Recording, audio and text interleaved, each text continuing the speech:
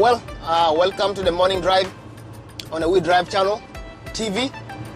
So before we go far, make sure to subscribe to our content and like and share.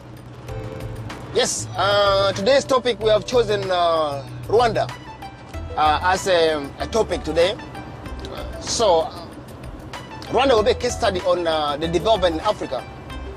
You know, before I go far with Rwanda, I would like to say that I lived in Rwanda for quite some time, for about 2 years, and I often travel to Rwanda. So I know a little bit about Rwanda.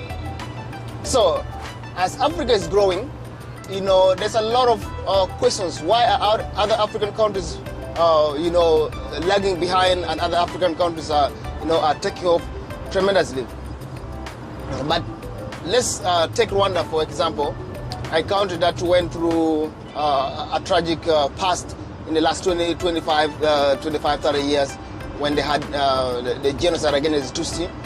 But they recovered and started taking on the trajectory that Africa and the African people want to. So we would like to identify some few factors why Rwanda is, is this fast developing country with amazing examples in the country. So I'm linking a video here. We go watching the video here as I speak to you, because I don't have the full rights to the video. So we have to make sure that we can talk, and we can also have a visual representation of what Rwanda is right now. So there are a lot of mega projects that are going on in Rwanda. And why are these projects successful? First of all, I would like to say that Rwanda is a country of 13 million people. Maybe one or two fluctuate, but a country of 13 million people with a $10 billion GDP could have also fluctuated a little bit. But Rwanda, as small as it is, and with a small budget, a small GDP of $10 billion, is doing such a tremendous work. You can see the success, the mega projects like the construction of the airport. They're constructing a big international airport, and it's looking great. What you see on paper is what is on the ground.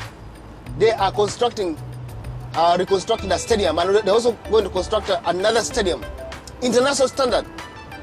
They have this Kigali Arena. I was there, I saw it. Beautiful, magnificent construction. But the question is, why is Rwanda really adapting to the development strategy that they've developed for themselves, or what Africa wants? Why is it that Rwanda is that example that we're looking at? So, coming from the first-hand opinion for somebody who lived in Rwanda for some time, there are a few factors. So let me first introduce you to the Rwandans. Rwanda is one country with one language. Everybody speaks Kinyarwanda, widely spoken, fluently. They write in Kinyarwanda, they speak Kinyarwanda. And then they of course speak English and also French. But they basically communicate in Kinyarwanda.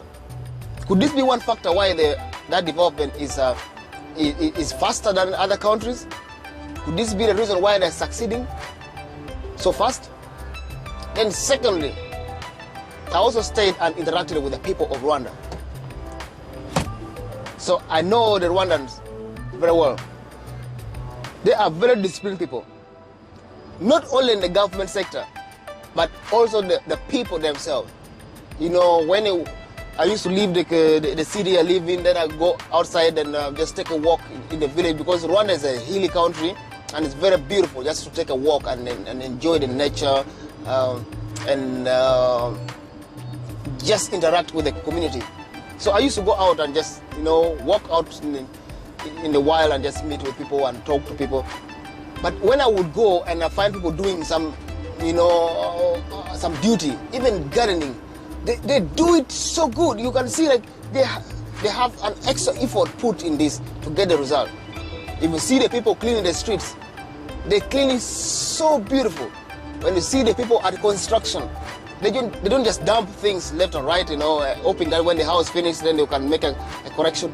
Everything is almost set according to the plan.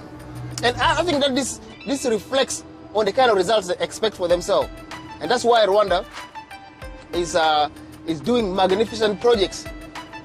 When you hear about we are doing this project, they put a lot of effort to make sure that the project comes out exactly the way it was designed. And this is a problem in many other countries, especially my country. Once we're given responsibility, somebody first take a quarter here, take a quarter there. This is not something that is Rwanda. So Rwanda is investing so much in its system, in its people, to make sure that they are what they want for the people is what is done for the people.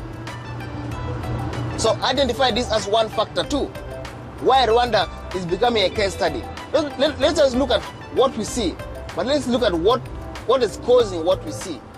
So as I lived and interacted with the Rwandans, I saw that ingrained in them the desire to do the best work possible, to come out with the best result, was ingrained in the Rwandans. And identify that as one factor why Rwanda is progressively achieving their goals after goals. I also had time to listen and watch the leader of Rwanda, President Kagame.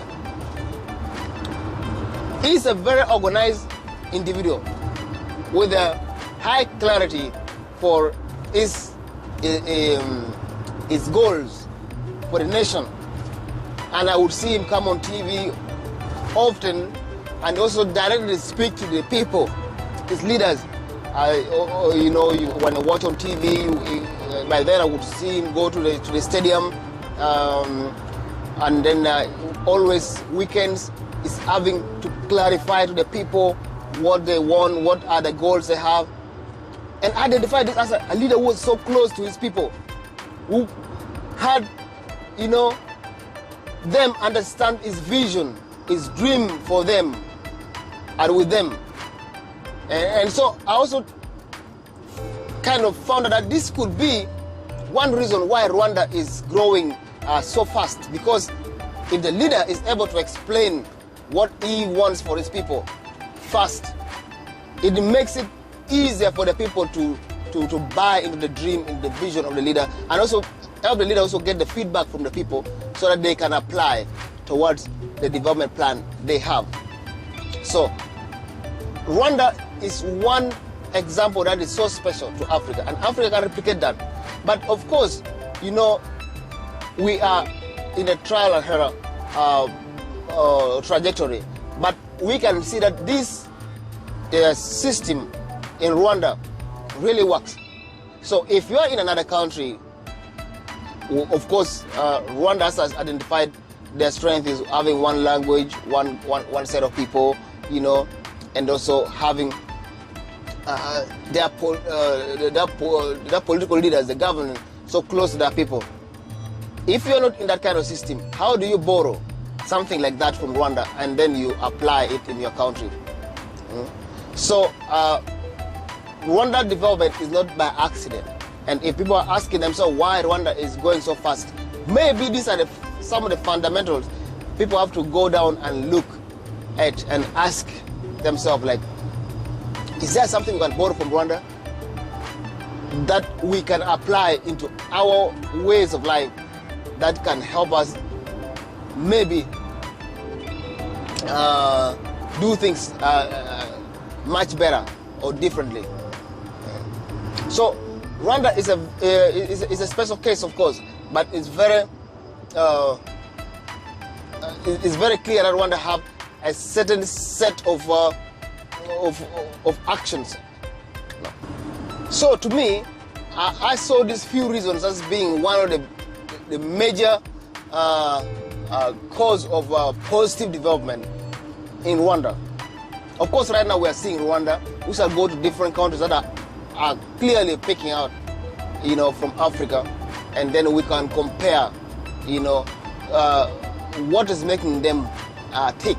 What really makes them come out of the pack in Africa? Because we are trying to find a solution.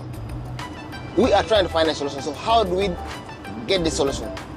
For example, we're just from Gabon, a country of 2 million people, very rich in oil and other minerals. They don't have everything it takes for a country to enjoy, maximum service. And this becomes a question. How does a country of 2 million people perform against a country like Rwanda of 13 million people? If you go to Rwanda, you realize that most of their resources of late is being invested in education, in service delivery. Internet is one thing that Rwanda really have invested in. You find that at schools, on the streets, you easily have access. And yes, and as we conclude, I hope we pick some points from Rwanda and then we can apply in our countries. And if you're a leader, you're a young leader, or you are a leader in your country that would like to make a change, you have to consider identifying some of these points I've talked about and see, could it be the reason why maybe you are not growing as fast as you want to? Because we are first to consider why are things happening the way they're happening. So from today's morning drive, I wish you guys the best, and hope to catch up in the evening in the rush hour We Drive episode. So have a good time and enjoy the rest of the day. Thank you.